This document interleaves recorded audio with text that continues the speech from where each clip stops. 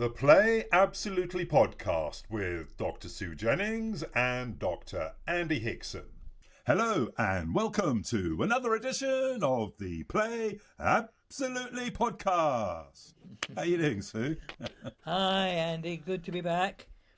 Yeah, good to be back. And apart from the heat, are you suffering? Are you Well, the heat playful? dominates, let's face it, because there's no respite at night. You know, if one could have cooler nights, that might be a bit different, but the nights are unbearable. We're just Isn't not it used to funny? it in England. I know, I was going to say that. I mean, it's so funny that us kind of pasty English people, a little bit of temperature, a couple of degrees up, and we're moaning. In fact, you know, whenever I travel, this is one of the things that English people, I think, are famous for, is they moan about the weather. Moan about the weather. So everybody knows, like, if you haven't got a talking point, a discussion point, you talk about the weather, you moan about the weather. It's something. Yeah, somebody wrote a typically famous English. essay about it, didn't they? Okay. When the opening sentence is something like, when two English people meet, they invariably talk about the weather. And Yeah. it's a long academic essay. I can't remember where I saw it, Wow. but it was Okay. like, you know, this is a fact. Yeah.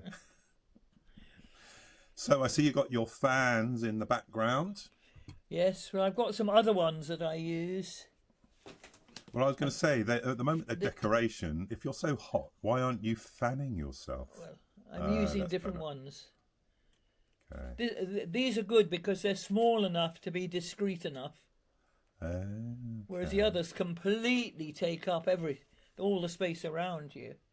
I have a big noticed collection of. Go on. Sorry, but did you notice there were some specific Wimbledon fans being used at Wimbledon? I didn't watch Wimbledon this year. I watched. I say didn't. I watched the women's final. But no, I was busy. The rest of it, that was all. No, I didn't see any fans. But I mean, I've got apart from the fans that were cheering, I didn't see any fans that you wave. Oh, right. Well, Yeah. I must have watched different cabarets from you, because quite a number of people had the small pleated fan, and Okay. quite a number of them had the Wimbledon logo and clouds, and Wow. they said Wimbledon 2026 on them. Right, super expensive, I expect. But I kind of collect fans. You see this one here next to me? That one? That's a Yes. huge fan. That if I open it up, takes up a whole lot of the room. But one of my favourite fans actually is one that I brought back from China quite a few years ago. I went to, I think I've mentioned this on the podcast before, I went to a place called Shaolin, famous for its kung fu. And I bought a fan there, but it's a special kind of fan. What it does is it is kind of like a bit like a flick knife, in that you can do a quick kind of action with the wrist and it opens up, but all of the prongs that hold the material are made from bamboo and slightly tapered, not sharp, like you couldn't cut things with them, but it's actually used in kung fu. So they can use it to block, to a skilled kung fu artist could actually really do some damage with it on somebody. So yeah, that's one of my. I play with it sometimes. It makes a lovely sound, just kind of flicking it out, and it sort of, you do the flick and it kind of opens up. Just a lovely sound. I love playing with my fans. Well, my favourite fan is the same shape as the one behind me, but it's all red silk, and there's a long length of red silk behind it. Oh, what, like a So- tail? Yes, about Okay. 5 feet long. Wow. So it's wonderful for doing movement, because you can't do something quickly. You have to do sustained movement. and it's just a lovely fan to use because it slows you down. Right. And I suppose in some sort of interpretive dance or creative dance or something like that, you can make it look quite wonderful. Yeah. Nice. Okay. So, of course, nowadays, my children are sort of testament to this, is that the new generations, they don't like old technology like the fans. They want these. I'm going to see if I actually have one up here. We have a whole collection of handheld fans. Oh, right. That we've brought from various places, because I mean they're not so much available, although you can get them if you look in the UK, but in the sort of Southeast Asia and South Asia and so on, places like China, Singapore, Malaysia, Indonesia, you can get a whole variety of handheld fans. And the latest and there's one ones you can now, put around your neck, isn't there? Yeah, I was going to come on to that one, but the one of the ones that I brought back, so I brought myself one. It was a little bit more expensive than your traditional fan, but there's some kind of filament inside it that gets cold, so that it's not just blowing the air. It's actually, because of that cold filament, it's blowing cold air, so it acts a little bit like an aircon unit, but it's just handheld. But yeah, no, you've got those ones that go around your neck. One of when we did our neurodramatic play in the jungle earlier this year, I won't name names, but one of our participants had one. I don't know if you remember. And it blows air up here. But the thing is, and why because both my children wanted one, and we did a little bit of research. And actually, particularly for children, but also for adults, there are some dangers, because that constant air coming up actually does something to the nerves. And I think it can cause damage to parts of your cheeks and even your hearing. So not recommended for children, certainly. And if adults use them, they shouldn't have it constant on, because that constant airflow is not good for... No, I hadn't heard about that. Yeah. We live and we learn. Because, they do look good. But the ones with the ice filaments in... are amazing. They're really good. Like your own personal aircon unit. and it says you can touch the filament in the middle of the fan, and it's frozen. It's ice. Yeah. Sorry, what were you going to say? There's some other very interesting fans, a bit smaller than this one, and on one side they have a Chinese story. Ah, nice. So I got some of my students being really playful with a set of fans, and there was a Chinese story on one side, and they had to create a story on the other side. So it was a lovely storytelling exercise. So yes, well, of course, in places like Japan and China, more so I've seen in Japan, like what you said, is you've got those kind of fans, but a lot of manufacturers, businesses and so on, they'll write a message or a logo or something, and it's like a giveaway advertising piece, because people are fanning themselves, and of course showing that logo and that brand far and wide. And of course, if you go back in history, then you've got the whole language of the fan. Oh, tell me more. I don't know. Oh yes, yeah, The Language of the Fan. There was a film I saw recently that was all to do with that. I mean, just very simple gestures. If you a gentleman is around you and you it means I'm married. No, it means I'm engaged. But if you do it quickly, it means I'm married. Right. If you do it slowly, if you drop your fan, it means I'd like to meet you. I'm available. Yeah, I remember. If actually, this is your type of film. I think you'd enjoy it. Actually, is the films with Enola Holmes. You got Enola Holmes 1, 2, and 3 now. Enola Holmes being the sister of Sherlock Holmes, so she's a detective, and is very much sort of women empowerment and so on. Fun film, but there is a section in there where Enola is at a dance, one of these sort of royal dances, and they do all that fan A stuff, ball. and that is actually explained. And I remember the only bit I can't remember the sort of the movement, but Enola says to the person, I won't give it away because you may well watch it, but she says, well, what did that movement mean? And he goes, it meant that, or what I said was, I love you, with my fan. Yeah. So, Yes, there was the whole silent language with fans. And if you had your little finger up, that I can't remember what I meant, but that was something special. okay.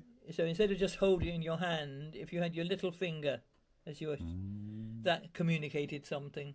I'll have to look it up now because it's quite detailed, and it's a language of its own, rather like classical ballet. Mime has its own language that, in most noticeable in Swan Lake. Okay. A whole conversation goes on when the princess meets the prince and explains how she is turned into a swan. All of that is done with non-verbal gesture. Okay. And she talks about how the lake, she gestures to the lake, was formed from my mother's tears. And it's very beautifully done because classical ballet dancers are extremely gentle in their gestures. Right. So it actually makes a language, even if you don't know what they're saying, something very beautiful to look at.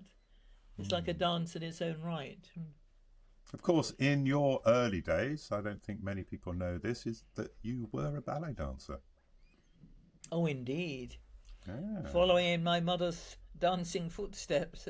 So your mother was my grandma. Your mother was a ballet dancer. Yes, and she danced professionally for several years. Oh wow! What anything that we might know about? I mean, where did she perform? Well, she was the principal dancer in the musical called Rosemary. Okay. I think that was her biggest role that went on tour. And then you know the story of when she caught typhoid fever. No. And in those days, they thought that typhoid fever left you with a weak heart. Right. So she was told she mustn't dance again. So she was absolutely heartbroken. And that's how she came to get the sculptor's model job. I was going to ask you about that. Yes, explain to our viewers the job that she had, and because this is all this huge monument statue of her in Vimy in France. To tell our viewers a little bit about that, because it's amazing. I mean, it's an extraordinary war memorial in northern France at a place called Vimy, commemorating the Battle of Vimy Ridge. And 60,000 Canadian soldiers died. 60,000. Wow. So the Canadian government commissioned a Canadian sculptor called Allwood, Mr. Allwood. But he happened to be living in London at the time. Oh wow. And he advertised in the Stage newspaper for a sculptor's model for this memorial. Now, my mother was sitting at home moping because she wasn't allowed to dance, and a friend of hers came round and said, "Look, have you seen this?" She said, I went for an interview myself, but they've told me my shoulders aren't broad enough. Oh. But I think your shoulders might be broad enough because they've got to be broad to represent Mother Canada. So my mother went and got the job, and the rest is history. And as you know, the statue actually looks like her. It's got a family... Definitely. Family resemblance, and yes. it rolls down. I mean, there's, we can see the image in you and your children. I mean, not just your daughter, but, there's family resemblances with your sons too. And it's a site that a lot of war veterans go and visit. And we happened to be there. You probably don't remember this because you were small. I do. Oh, you do? Yeah. Because it was your younger brother that went up to these people and said, "That's my grandma." Mm. And they came over to chat to me, and they said, "Joe, we've wondered for years who the model was who made this sculpture." Right. Yeah. Yeah. They were Canadians, right? Yeah.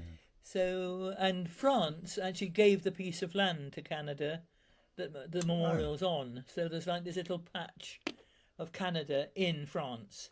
Oh, I didn't know that. That actually was Canadian land. Okay. They So does gave that come it- under Canadian law and stuff as well? I presume so. Like an embassy almost. But in perpetuity, that the land, because they kept not only where the statue is built, but the actual zone where the battle took place. Right. And they've still got the dugouts and the tunnels and everything there. All that's been preserved. And all of that, yes, is in France, but belongs to Canada. It's an interesting story, isn't it? It is, and if anybody is interested in war memorials, Canada, France, sculptures, then graves, go and see it. I mean, certainly I've taken over the years all of my children to go and see it at various times. And it's a very impressive statue. I mean, the main statue, it's huge. It's what, 5-6 times the height of it. And it's very difficult to photograph it. Because It is, if you from remember, an angle, yeah. It's on a plinth, and you actually have to stand on one leg on this wall if you want to get a close-up of, well, we call it my mother, don't we? We want to get a close-up of my mother's face. We do, yeah. I mean, I remember in my younger days, I was slightly embarrassed because it's almost rude, because you get a very good view of her breasts. I mean, the sort of the material, the carved material, if you like, is very suggestive, and they show a lot of cleavage. But it's not just that main statue, is it? I believe that some of the other statues around the memorial also used your mum initially, they wanted her to have a whole new contract, but then she became pregnant with my older sister. Oh, okay. And decided, because obviously then her body would be changing, so she declined that in the end. But she never saw it until I took her there the year before we went to Malaysia. And seeing her looking at it, she was absolutely overwhelmed by it, and I was just so pleased I'd been able to take her. That must have been a special day. Very special. Wow. There is our family, both sides of the family, do have various statues of members of our family around the country, in the UK as well. I mean, it's not just in France.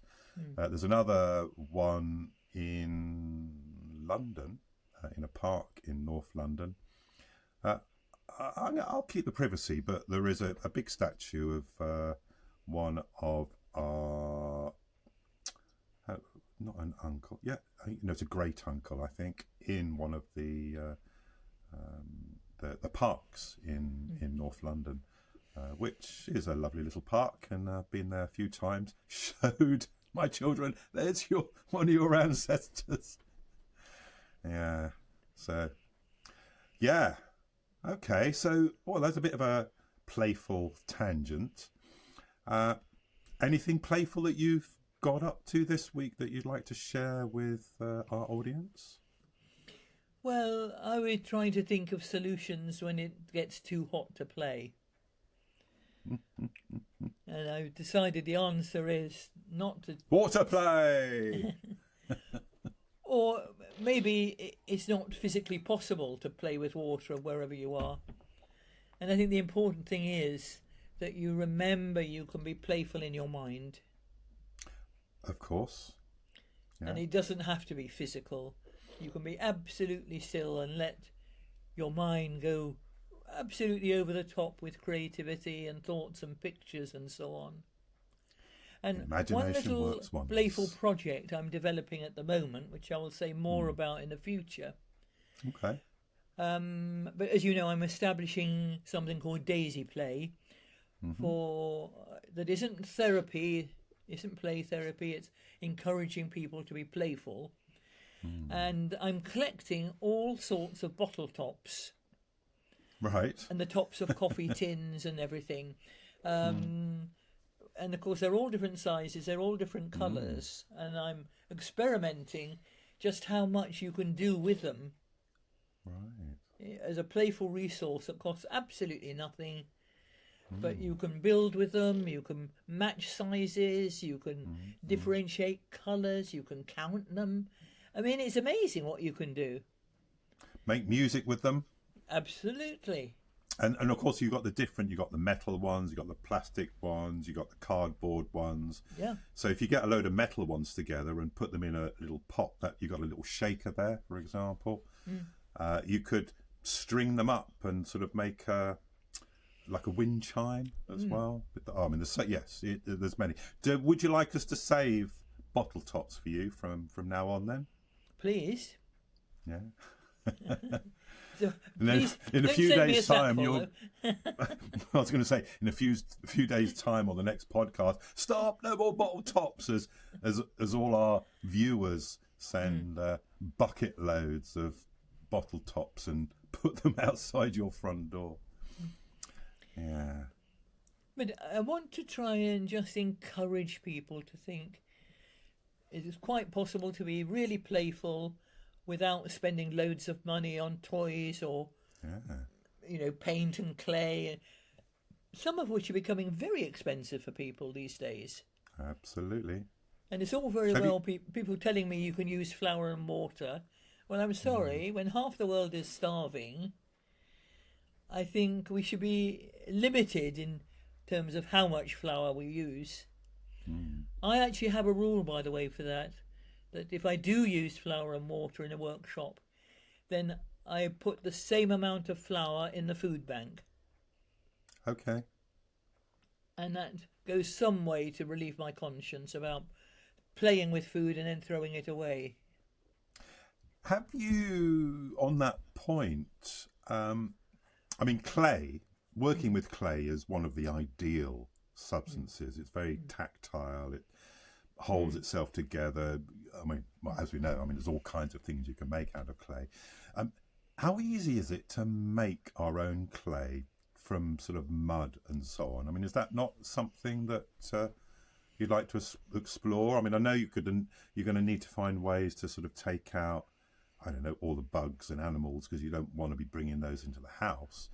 But is that not a possibility? Something it to is explore? a possibility if you live near where there is natural clay, because not all clay is mouldable. But all mud surely is mouldable in a way. No. Any kind well, of it mud, is in no? terms of making sticky mixtures and buckets of mess and People mud used to make puddles houses like mud huts and so on, just by getting a load of mud and mixing it with some kind of straw type thing and But throwing it's it a against certain the type frame. a certain type of soil that will do that. Okay. Otherwise, Not any kind. other just dries out and crumbles.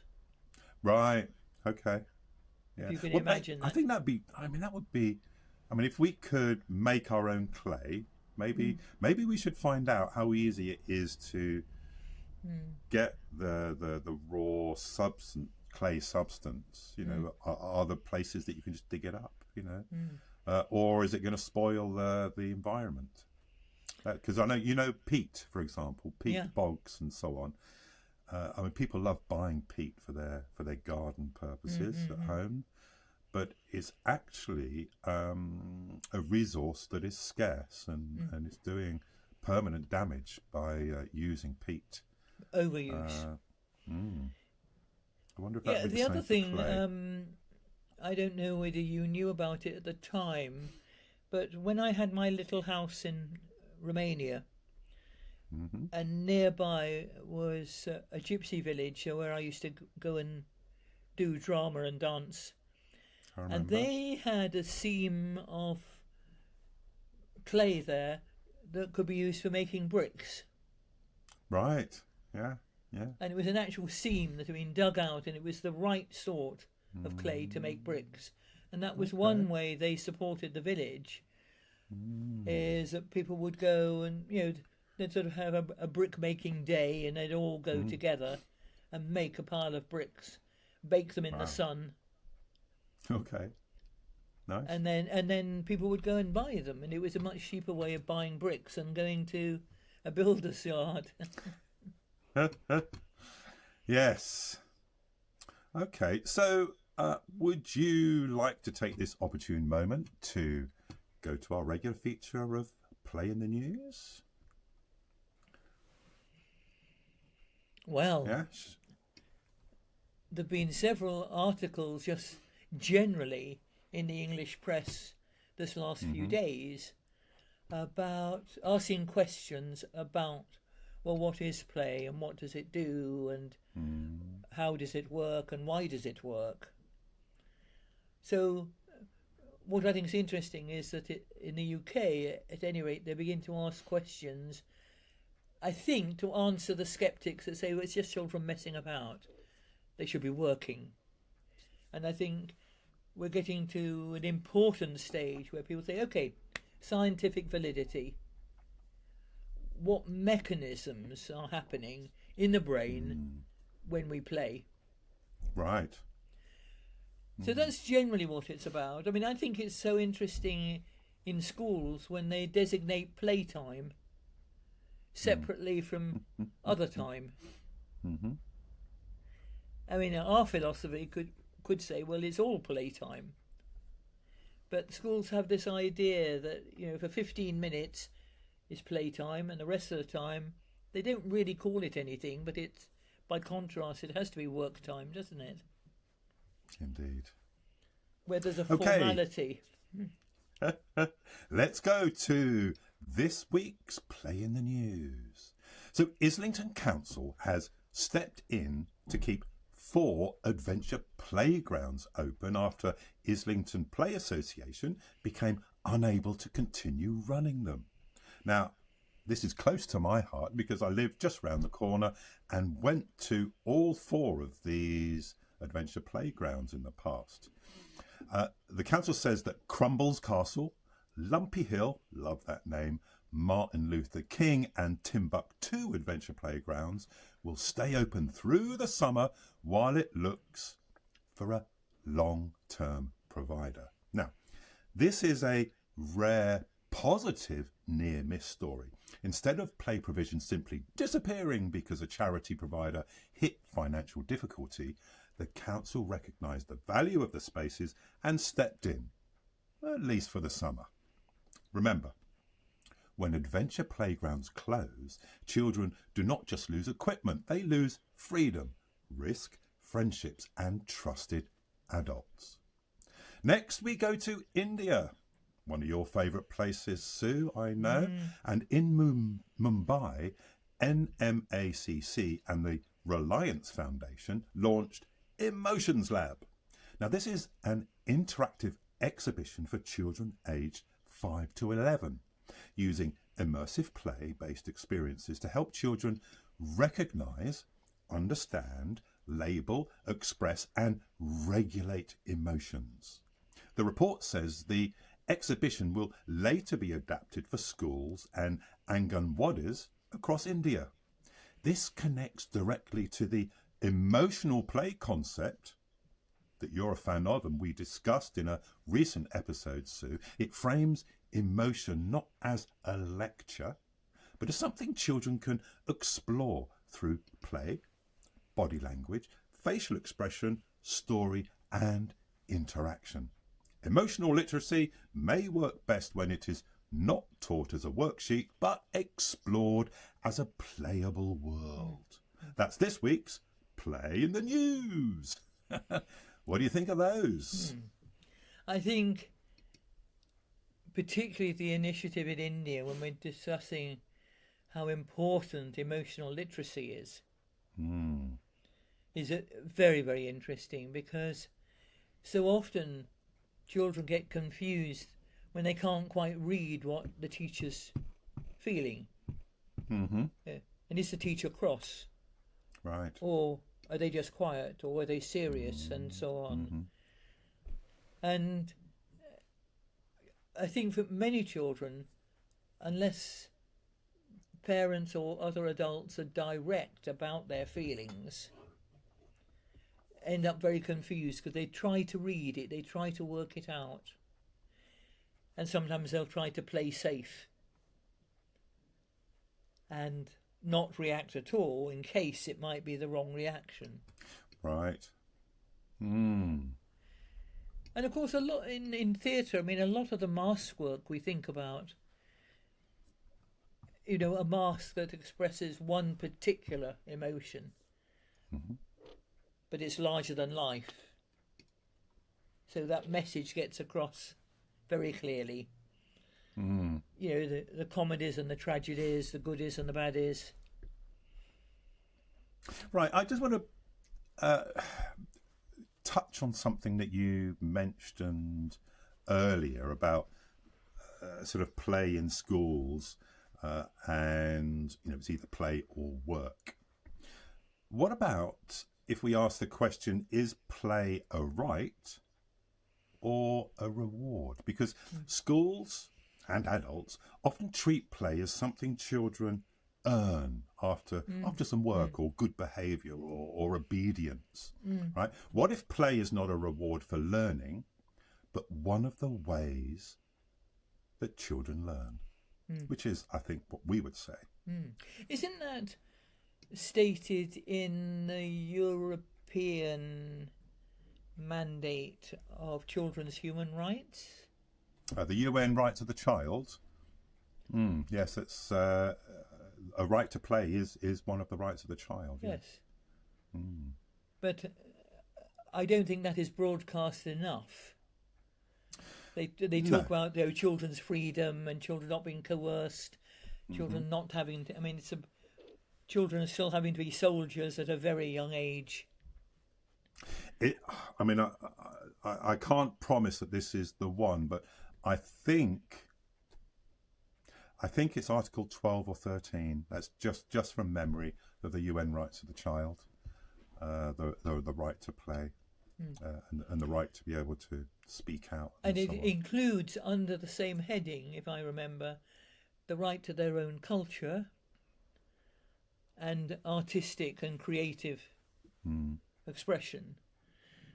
And the right to their own culture was very much where countries suppressed children's cultures and forced them into the culture of the dominant culture. In regards play in school, as you said earlier, it's always currently, well, as far as we know, maybe different if you go to like a Montessori school or something like that.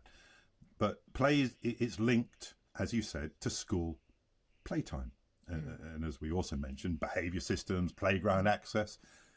Children being told that they have play once they have completed the serious stuff. So you've got to do the serious stuff, you've got to do the work. Yes. And then if you don't finish your tables, you're not going out to play. But the thing is, when did we decide that play had to be earned? When did that happen? Has it always been the case?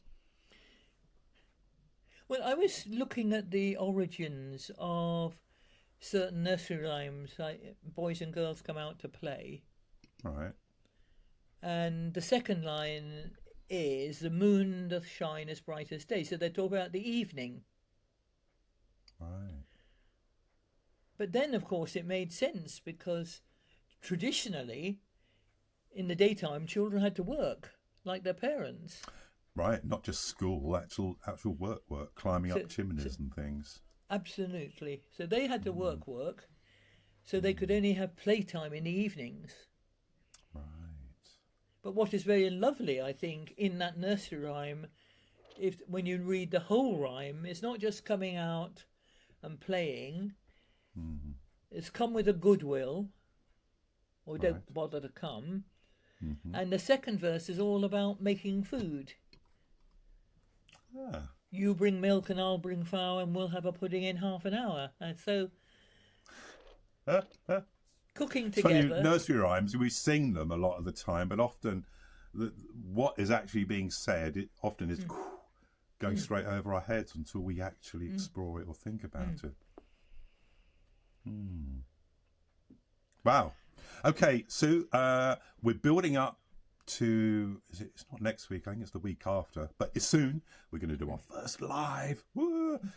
It's going to be weird Scary. because, well, think about, we'll probably do live, and will we have any viewers or won't we have any viewers? I mean, we'll promote it so that people know that we're doing a live, because it would actually be nice to have a bit of interaction during the podcast itself. But if not, we'll do the live podcast, and we'll leave it up there as one of the podcasts. But let's segue into the end of today's episode, and as we do with our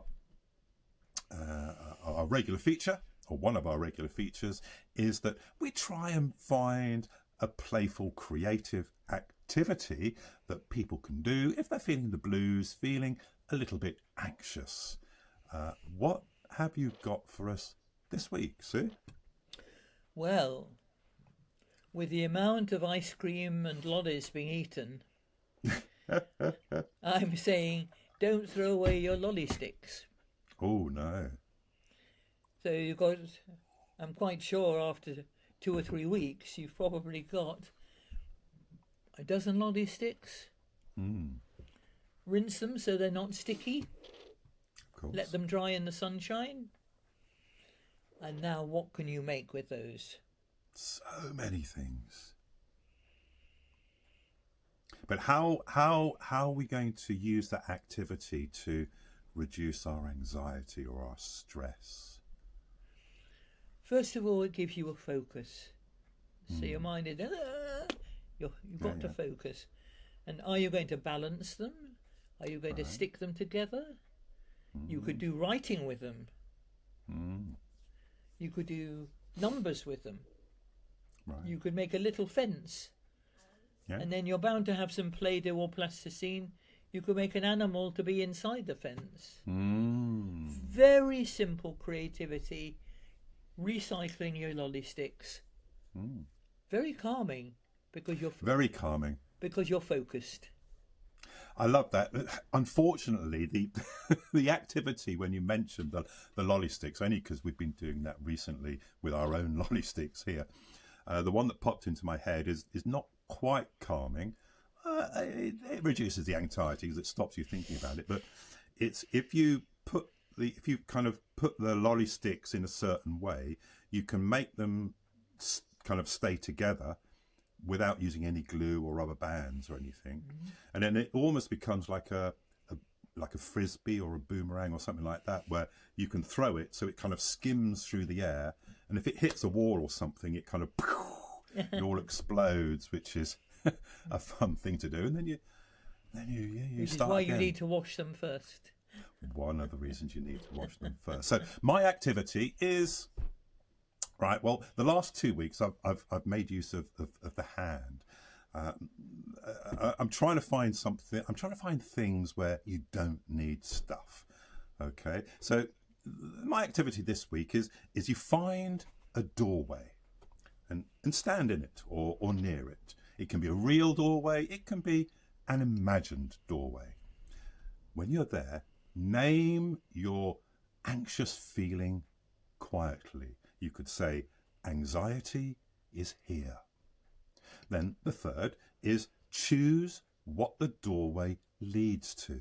Imagine that the doorway is one calming place, a forest, a beach, a theatre, a garden, a library, a mountain path, or simply a quiet room.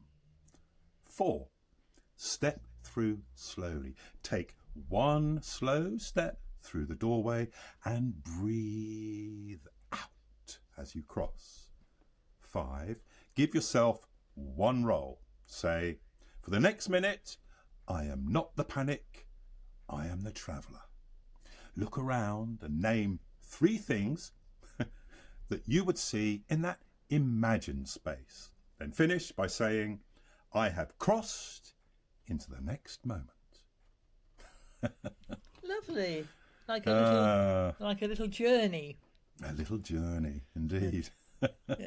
Can I? Is it time to share a funny example of doors in a drama group? Yeah, we got time for that. Okay. This was when I was working in an ordinary, straightforward prison. Right. And